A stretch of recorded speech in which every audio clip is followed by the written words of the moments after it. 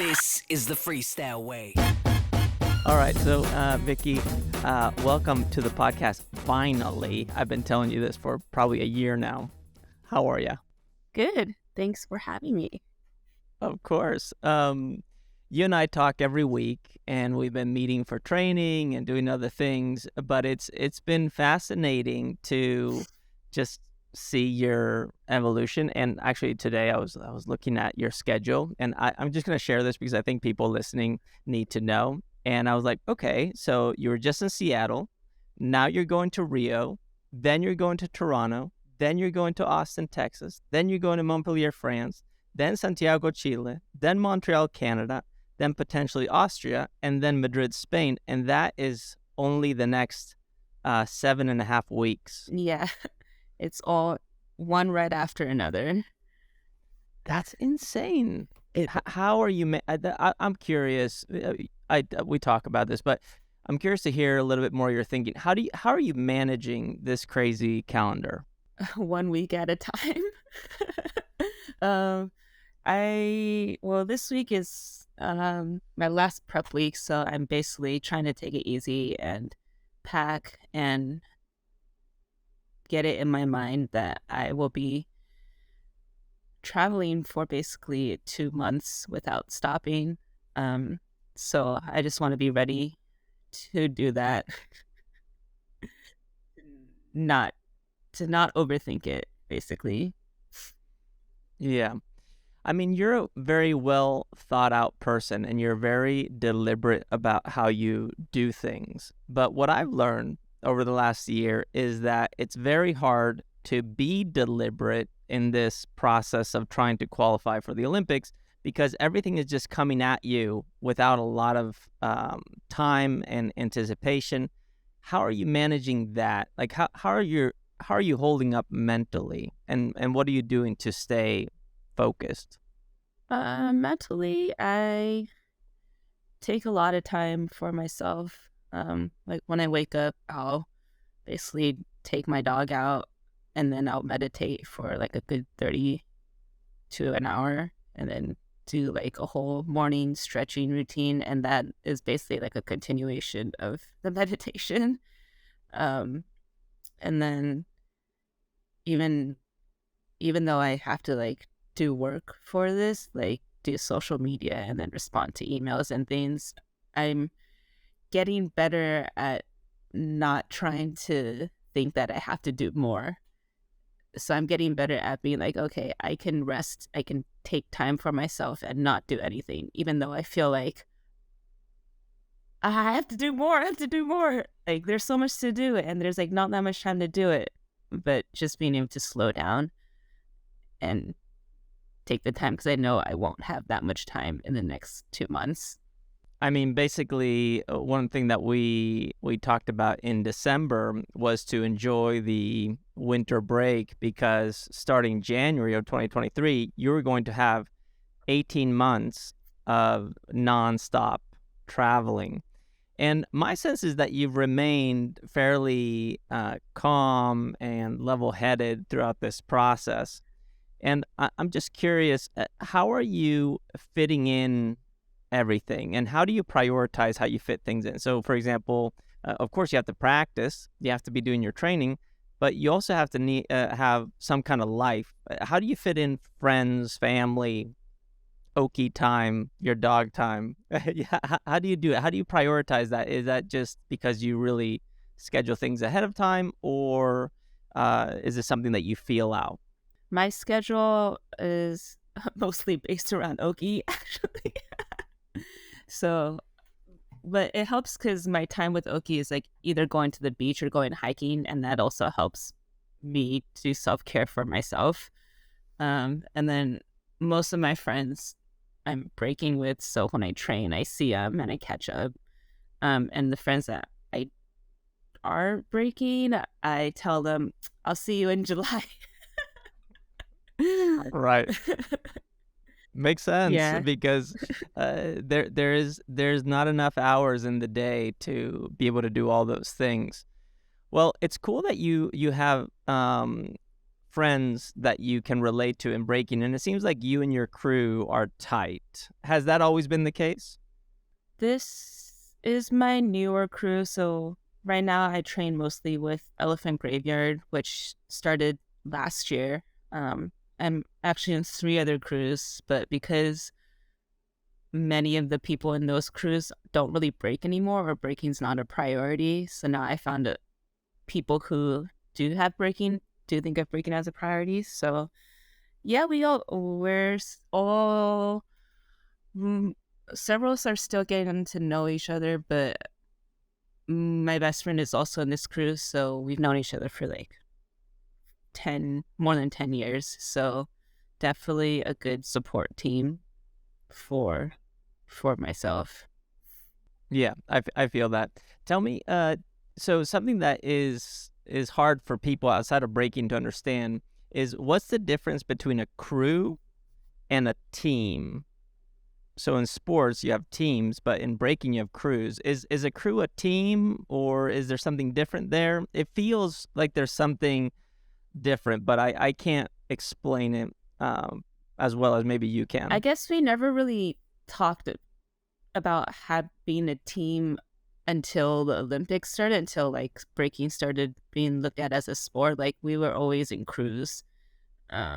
So a crew is basically, for me, I think people have different definitions of crews, but for me, a crew is basically my family, my dance family. Like, it's not just people you dance with. It's like you also go eat with after practice, or you go hang out with before an event or after an event, or you take like trips with, mostly to breaking events, but you could also go like, oh yeah, you want to go to this cafe and do some work.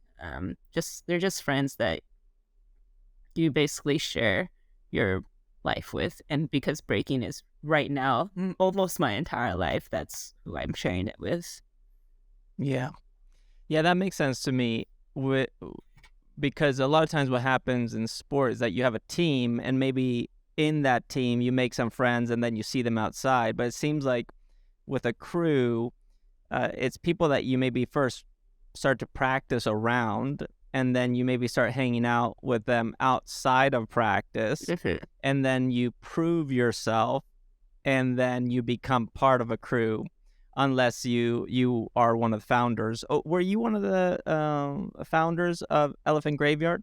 Yeah, it's me and Rahul. We've basically been like best friends for years, but we've never been in the same crew. And finally, we just decided like we should be in a crew together. So why not start one? Yeah, so why not start one? That is awesome. And why Elephant Graveyard? Why that name? It's a pretty funny story. It's actually because all of us in the crew are in what we call dead crews, or crews that are inactive or not really in the scene anymore. So I'm in a number of dead crews, and Rahul is also in a number of dead crews. And Elephant Graveyard came from the elephant graveyard in Lion King, where the hyenas live. And we've like kept making more and more meanings about it, like, oh yeah, like the elephants are kind of our ancestors, so we're like honoring them by having them in our title. And we're just like keep making up stories. But that's the main thing is that we're just on a bunch of dead crews, and that's the elephant graveyard in Lion King. I love that. You had never told me this, and I had never asked you that, so I was very curious. Yeah. That makes sense. So I assume you both like the Lion King movie? Yeah, I think actually the person who made it up was Ryan from the Elusives, who we hang out with a lot, and he's like, you're like the elephant graveyard from Lion King, and we're like, yeah. And that just kind of started off as like a joke crew name that we entered under, and then it just became more serious. Well, it sounds pretty serious and scary. But Lion King. Yeah, that brings a lot of levity to it. That's cool. Okay, so Vicki, I didn't know much about you until I was introduced to you a little bit over a year ago. I guess a year and a half ago. And when I first looked you up and was trying to find your stuff, at first I was like, wait, is this breaking? Oh yeah, it is breaking. But you had a very unique style, and for someone like myself who is not a breaker and doesn't have the trained eye, I just had a hard time putting my finger on it at first, and then I was like, oh wait a second, she has her own lane, and it happens to fit in with breaking. But I'm curious, how do you describe your breaking style? The core of it, it really influenced by the context of when I started breaking. So because I'm in the Bay and I started breaking in Berkeley, Berkeley scene, I mean, Berkeley itself is like kind of weird. I think that's logo, like the city logo is like keep Berkeley weird or something like that. And I think that influences its dance and music and art scene as well. So I think when I started breaking, like there wasn't a lot of talk about like the foundation of breaking or like the history of breaking or like you have to do breaking this way or that way. Um, so I think that really influenced like, oh, I could just do whatever I wanted in breaking as long as it was to breaking music. um, so I think because of that, the start of it was weird in that I also put in a lot of different dance styles that are really influential in the Bay Area. So like house dance is really big in the Bay, and like going out to clubs and just dancing and being free, whether it was breaking or just like movement in general, was a big part of it. So I think because of all that, and because I continued breaking because I really enjoyed that it was a big creative process and I could do basically whatever I wanted in breaking, was why my style kind of matured in a way that was a little bit weird or like people might not get it. um and so I in my bio I was like, how do I describe breaking? It's like, it's intricate, it's creative, it's like not very conventional. um just kind of reflects where I started breaking and how kind of the Bay Area culture is. Yeah, that makes sense to me. I love your style of breaking. Of course, I've fallen in love with it because I've got to see how you develop from a pretty close proximity now. I'm curious, when you started breaking, you were going to school in Berkeley. And what were you studying exactly in Berkeley? I studied conservation and resource studies with uh, my concentrations were in ecology and environmental sociology. Okay, so nothing to do really with the creative arts.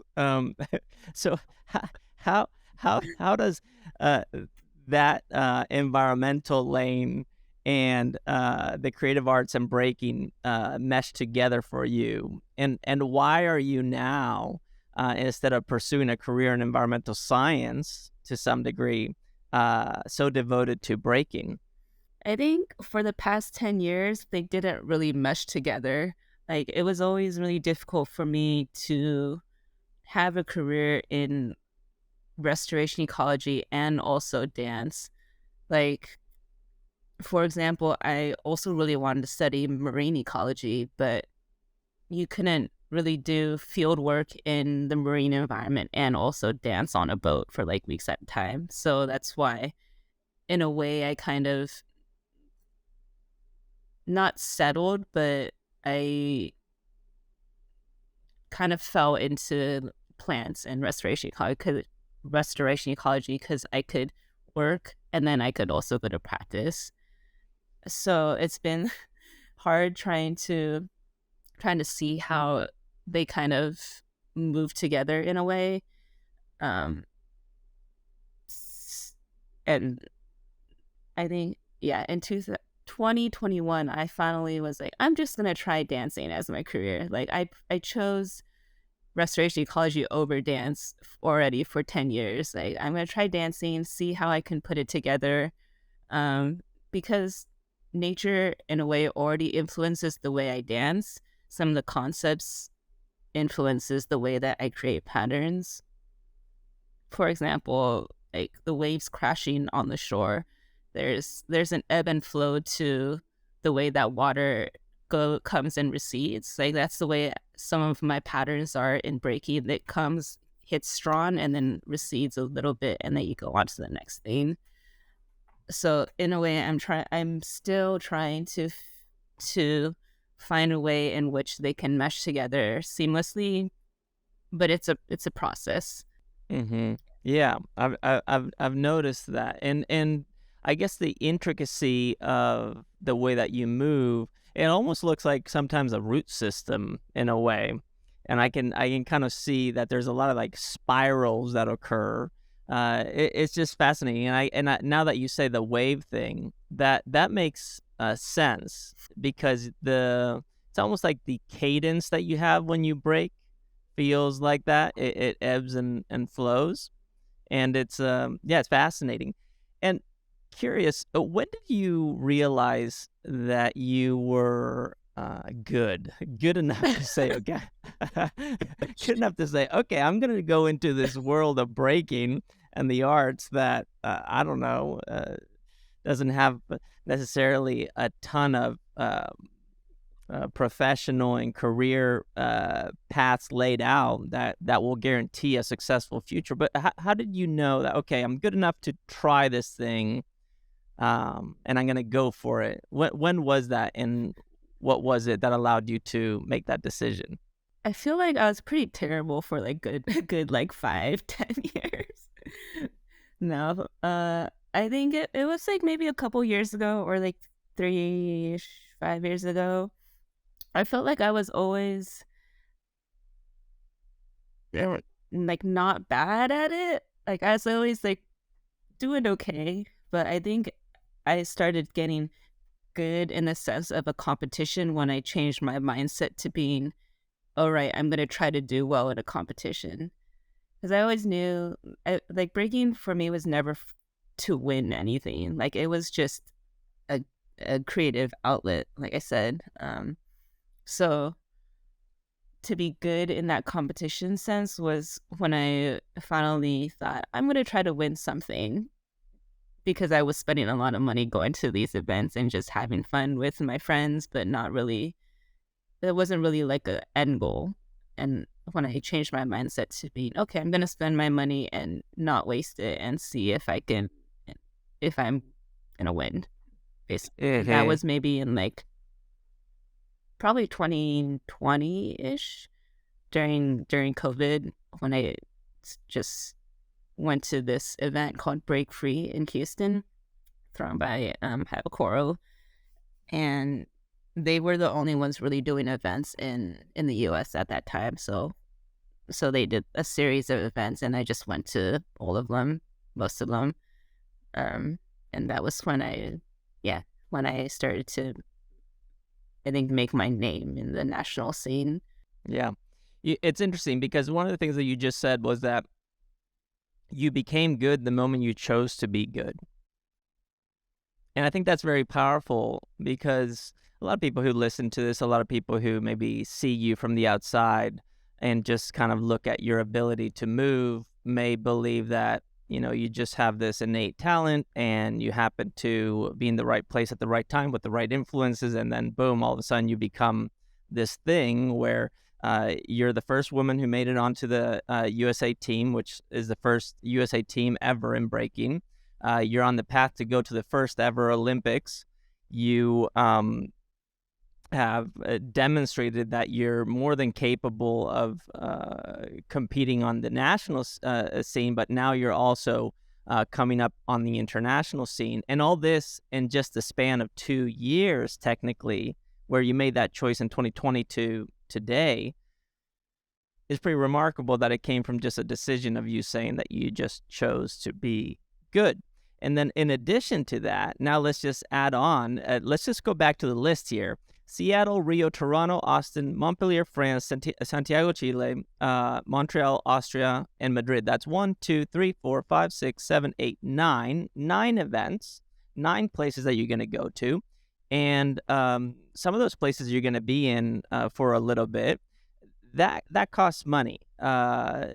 let's say it's an average of $1,500 to $2,000 per event that you're going to. That puts you at approximately $18,000 spent just on travel and going to events in the next 2 months. How does one do this? I mean, you don't have a lot of time to work and make money. Is it sponsorship? Is it savings? Is it support? Like, how are you doing it? Well, right now it's not sponsors. Hopefully, very soon it will be sponsors. But it's mostly saved up money from when I used to work in consulting, which is almost gone, and gigs here and there. And right now I'm really working on my social media because I think for sponsorships, that's a very big part of it. And the other thing is that I actually did a line of limited edition prints with my friend called Ryland, and we shot five really cool, basically prints where I am moving in a different part of nature in the Bay.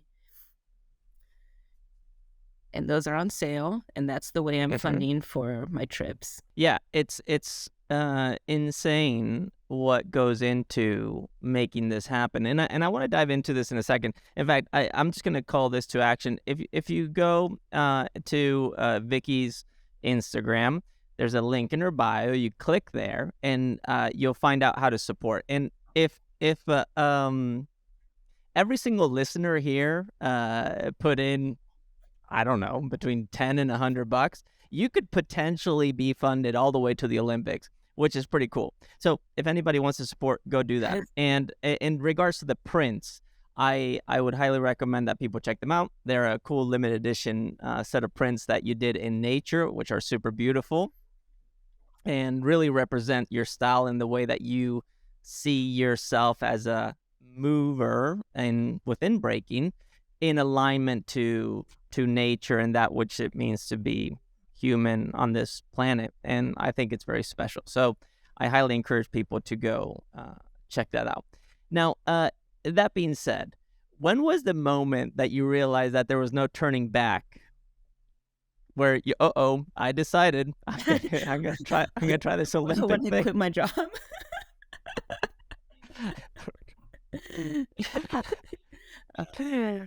I don't know. I mean, I never really thought about it.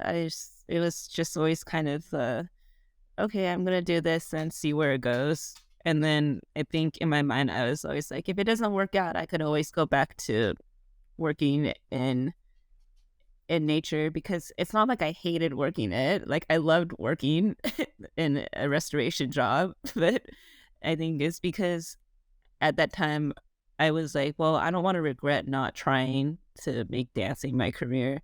And I know I will if I just don't even try it at all.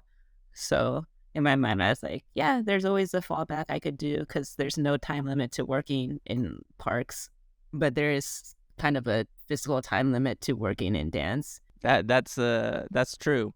Yeah, your body can only last so long performing at that high level. Yeah. So the time horizon, is definitely closer than if you were just working in restoration.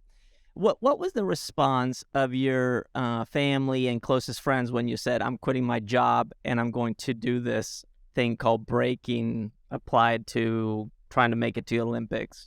What did they say? Were they like, yeah, go for it? Or were they like, whoa, have you thought about this? I think for my friends, my crew, they were like, yeah, that makes sense. Because they always believed in me more than I believed in myself.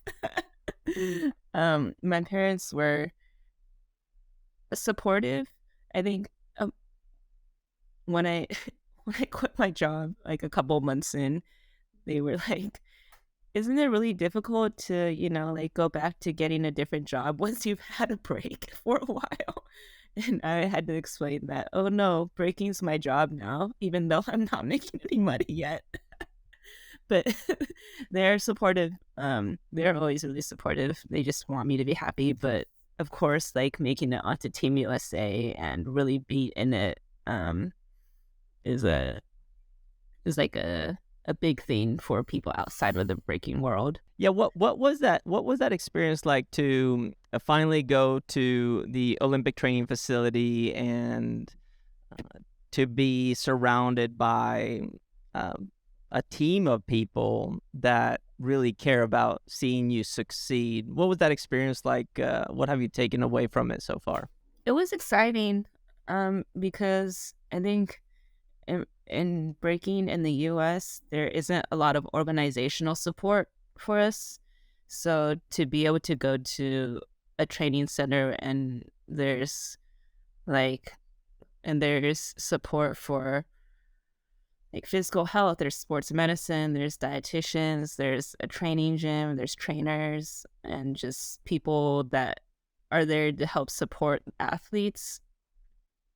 It was kind of like a not a shock, but like oh wow, like there's people actually support us outside of the community. I mean, people support in the community too, but this is like people from outside coming in and supporting and wanting the best for us. So it was kind of like a not a reality check, but it was like a reality check. Like, oh wow, this is really happening. Like breaking is going to be in the Olympics, and breaking is hopefully going to continue to be in the Olympics, especially in LA in 2028. It's a cool feeling. Yeah, it feels really cool, but I also know that there's been a lot that you've had to process along the way because up until this point, you didn't have necessarily people outside of your crew talking to you and trying to encourage you to make decisions in a certain way or to think about your practice in a certain way. I mean, I came in a year ago and here I was just kind of emailing you, and then we were sitting down for a meeting. You're like, Who's this dude and why are we talking?" uh yeah. What has been the biggest challenge in getting all these voices coming into your life, and you having to make decisions around trying to qualify for the Olympics? What's the hardest part? Yeah, I think the biggest challenge for me breaking wise was feeling uh that I still had integrity in my dance, because there's a specific judging system, there's a bunch of judges, there's coaches and people like that want the best for you, but because of that there's a certain way where it's encouraged for you to dance to in order to do well in that judging system. And for me, it was that I didn't really want to change the way that I dance just to make it. So I had to kind of alter the way I thought about my dancing in order to be like, okay, I still feel like my dance has integrity to myself, in the way that I'm dancing, the way I wanted to dance, and also improving it in a way that does well in this specific judging system. So instead of being like, oh, I gotta dumb down my like text and my little details that don't do well on a stage, like I can improve my dancing by like learning these more foundational movements, not foundational, but like these larger dynamic movements, and put it into my material in a way that feels good to myself. So just not just like putting stuff in because I need to put stuff in to do well in this judging system. Yeah, integrity. That's a really challenging one, because you could have easily just been like, sure, just tell me what to do. I'll do exactly that. And then all of a sudden, you're maybe qualifying for the Olympics, but you're a shell of yourself. Yeah. Yeah, and that would have been awful. And I've seen you really try to navigate this idea of what it means to have integrity within your craft as a dancer, yet apply that to winning competitions so that you can get to this bigger platform called the Olympics. How do you, in your head, how do you manage that in terms of, how do you think about the Olympics? Like, what does the Olympics mean to you? In the long run of things, I think the Olympics for me is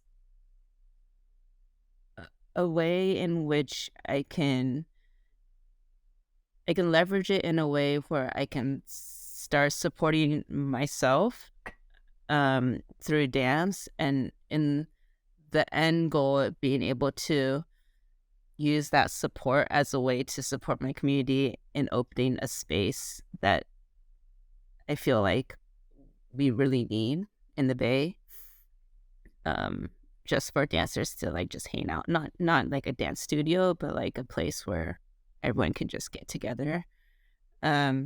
Obviously, it would be great to make the Olympics, but that's not the end goal.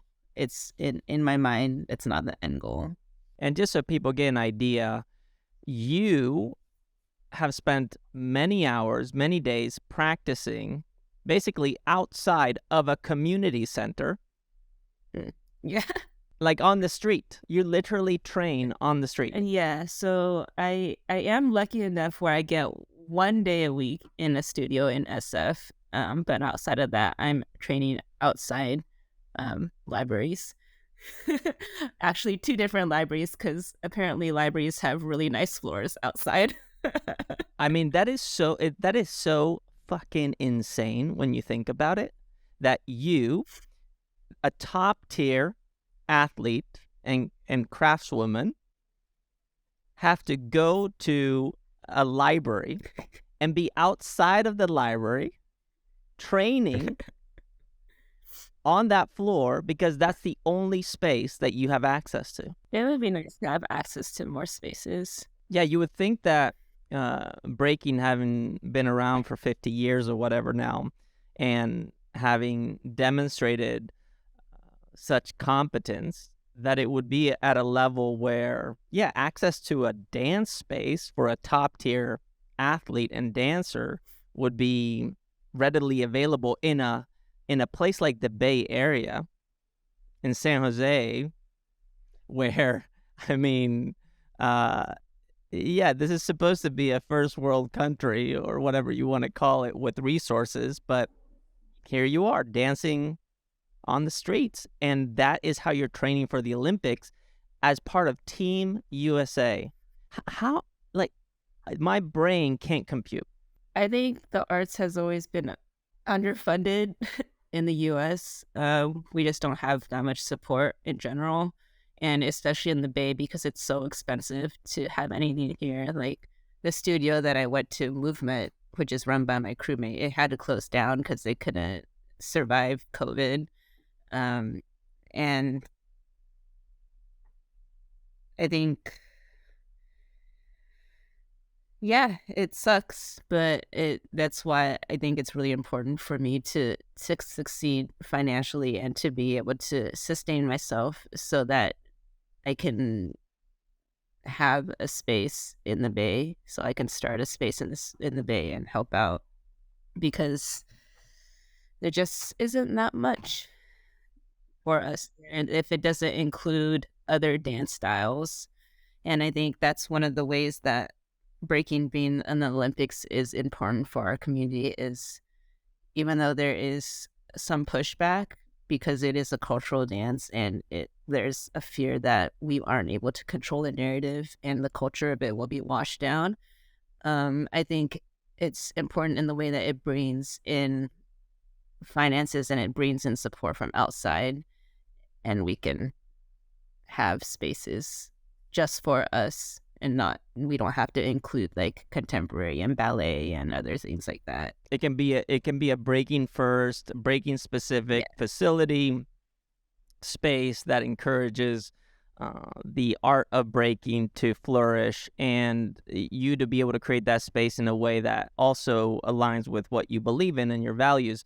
And that's actually the thing that kept me going. And just for everybody listening, within a month of us talking, I told you I'm committed to you until August 10th of 2024 at least, which is when the Olympics are happening for breaking specifically. And the reason I felt so strongly about being committed to supporting you through this process was because I believe in, one, your vision, and I also believe that breaking is a very valuable asset to everybody.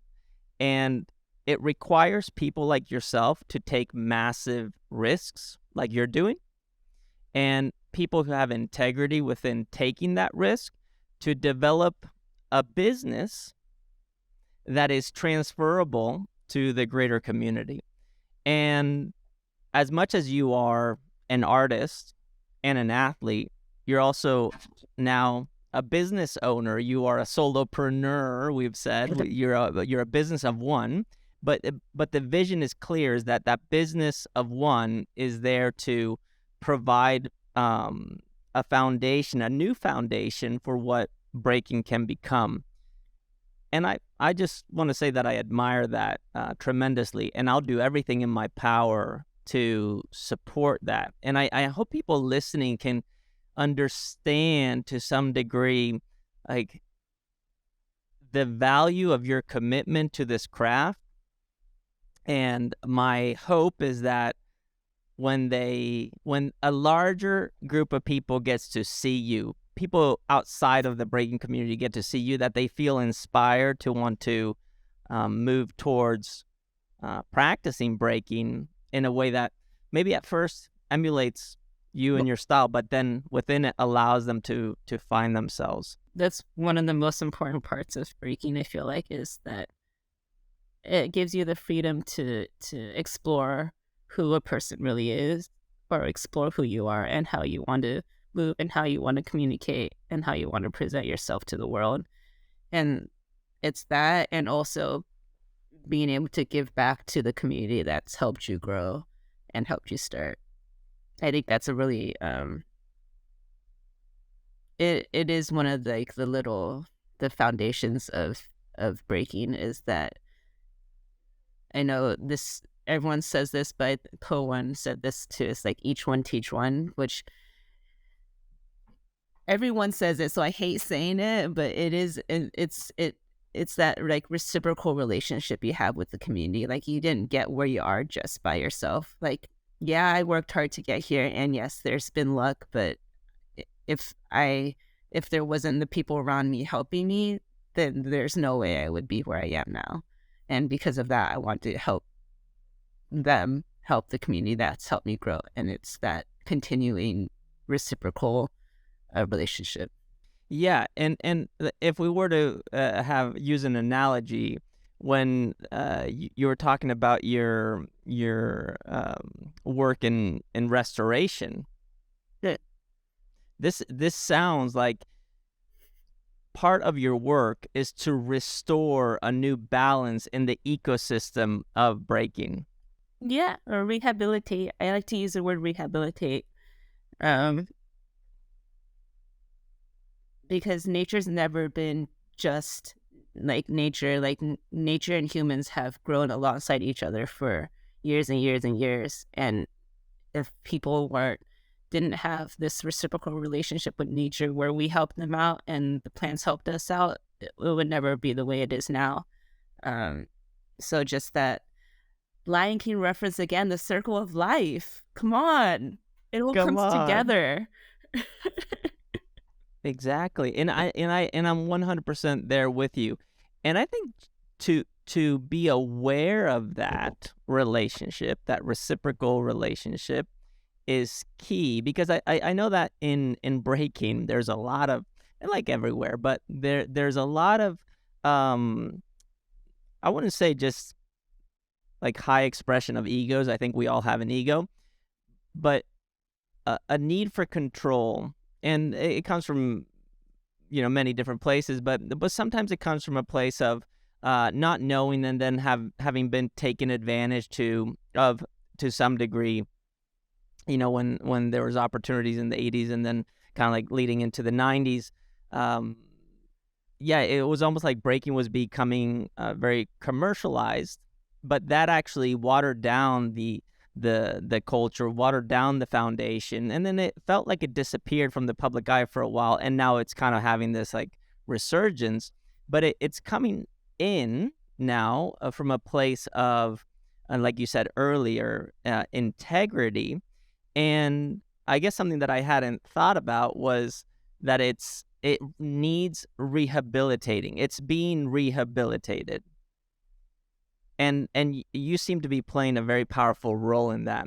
Have you had any pushback or anybody say, "Hey, you know what you're doing is actually not good for breaking," or has it been like, "Yeah, keep doing what you're doing, Vicki. It's great"?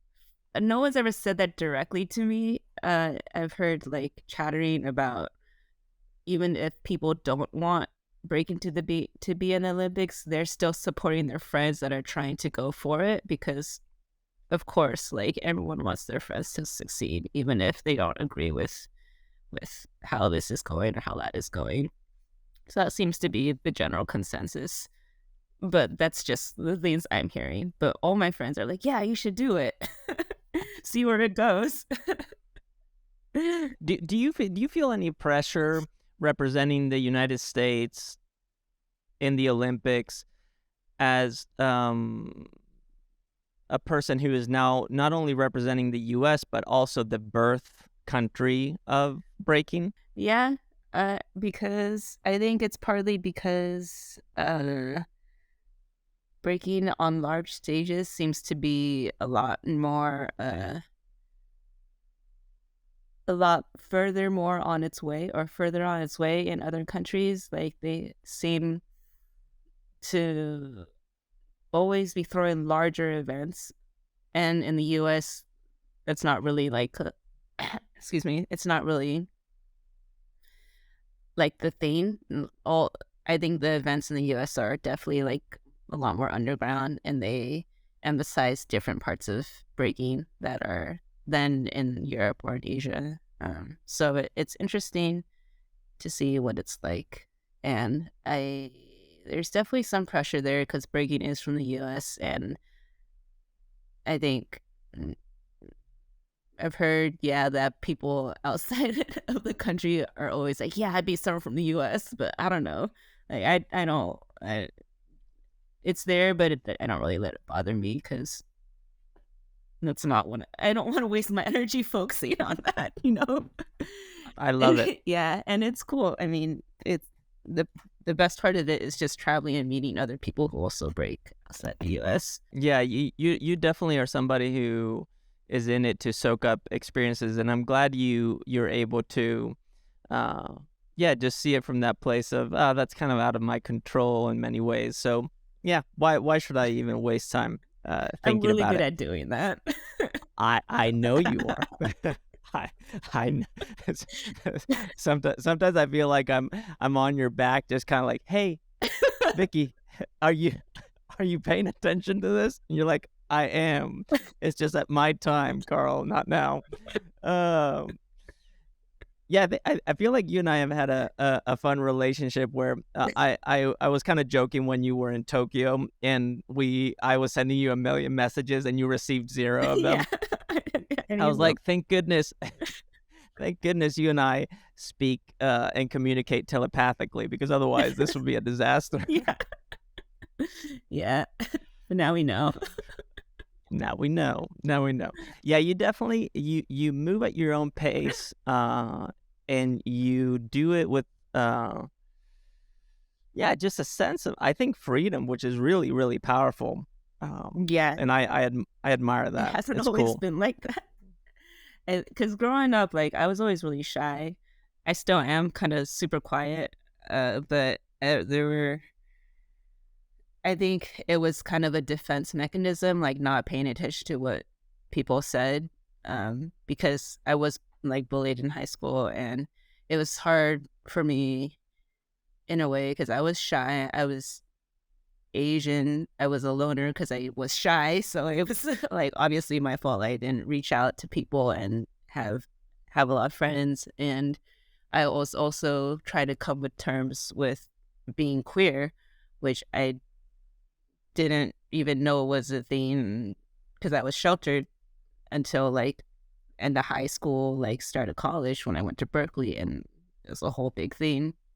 So I think in a way, like not caring about what other people were thinking was a really good defense mechanism for me. And it just kind of carried through, and it's easier for me not to care about what other people are thinking unless I really respect them or unless I'm close with them, then I will give credit to what people think about me. Yeah, I love that about you. And there's so many layers there, but I can, we don't even have to talk about it, but I can just sense where your strength comes from, because if you are somebody who's very introspective and then you feel shy and sheltered, and all of a sudden you're having to navigate this big world, there's a level of strength, especially if you've been bullied. I can relate to that. I was bullied throughout my whole school years, and it sucked.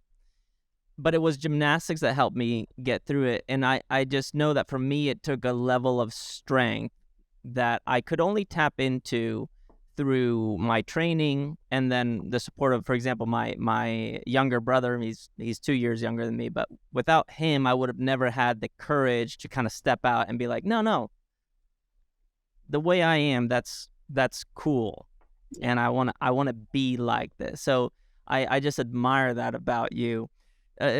Has breaking helped you?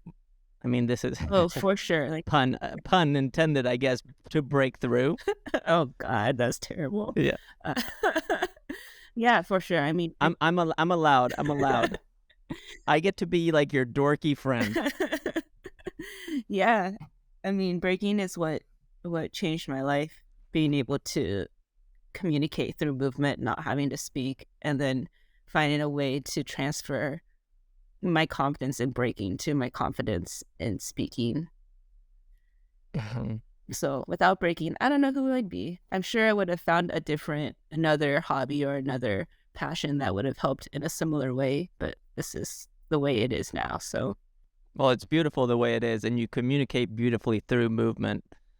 And I think everybody needs to see it, because and especially if you see it just in person, and I haven't seen it all, but when I've seen you just move, especially just when we've trained, I mean, just the basic training, learning basic movements, you think about movement in a way that is so aware and so deliberate in what it can produce that it just feels exciting. And I just hope people can witness you do your thing at least once in their life. That would be really cool. So, Vicki, I'm curious. Just for people listening, I know because I talk to you all the time. But can you share with me and everybody listening, how does a professional breaker trying to qualify for the Olympics train and prepare? What are the things that you do? Like, what does it look like? well, it's training, working out 3 times a week. Gotta do that social media. Finances are a big thing, obviously. And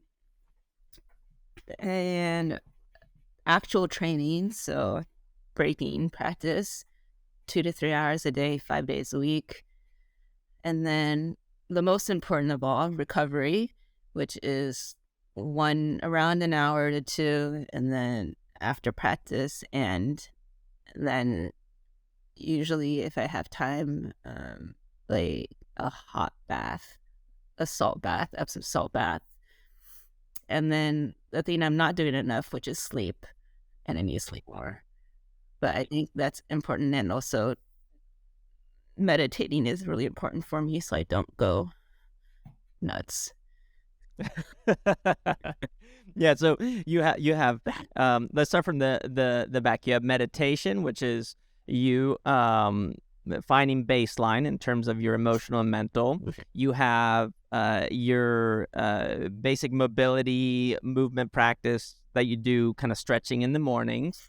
Then you do a lot of walking because you're out walking with your dog Oki, who you spend a lot of time with, and you do this a lot in nature. Mm-hmm. Then you have your physical training, so you do strength and conditioning, which has been something that you've been very consistent with for now a year, and you become much stronger. And it's been exciting to see that. Should In have addition started to that, earlier. well, you didn't know you were going to go pro. Then you do also a lot of accessory and rehab work because you're pushing your body like crazy, so you have to do accessory. On top of that, you do practice. So you practice. And how many hours do you practice every time you practice? About 2 to 3 hours a day. Mm-hmm. And you do that how many times a week? 4? 5. 5. Yeah. And that's when you're not traveling. When I travel, I'll still practice, but just in the hotel room. Right. Just it becomes a different type of practice. Then you're competing, and these competitions last sometimes 2 days. Yeah, and then you're having to eat, sleep.